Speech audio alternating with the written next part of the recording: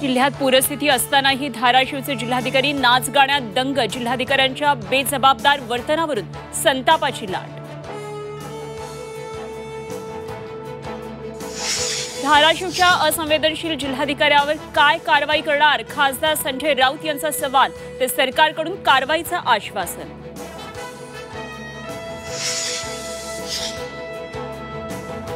राज ठाकरेंचा मराठवाडा दौरा स्थगित, 2 दिवसांचा लातूर धाराशिव दौरा स्थगित।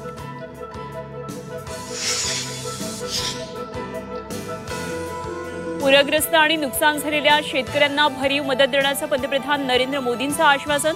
दिल्लीत मुख्यमंत्री फडणवीस आणि पंतप्रधान मोदींमध्ये तब्बल तासभर चर्चा। पीएम केअर फंडावरून आजी माजी मुख्यमंत्र्यांमध्ये जुंपली, पीएम केअर फंडाच्या पैशातून कर्जमाफी करा, उद्धव ठाकरेंची मागणी। तर इतर कामांसाठी पैसे खर्च करता येत नाहीत, मुख्यमंत्र्यांचा पलटवार। दिवाळीपूर्वीच सर्व शेतकऱ्यांना मदत देण्याचा प्रयत्न करू, उपमुख्यमंत्री अजित पवारांची ग्वाही। तर बँकांनीही नियमांवर बोट न ठेवण्याच्या सूचना। एमपीएससीची 28 सप्टेंबरची पूर्वपरीक्षा पुढे ढकलली। राज्यभरातला पाऊस, पूरस्थिती आणि पावसाच्या इशाऱ्याच्या पार्श्वभूमीवर आयोगाचा मोठा निर्णय।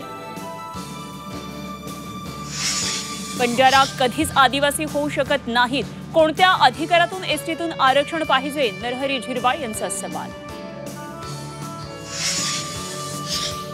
पुणे पोलिसांकडून निलेश घायवळ फरार घोषित, गँगस्टर परदेशात असल्याची सूत्रांची माहिती, लुकआउट नोटीस जारी।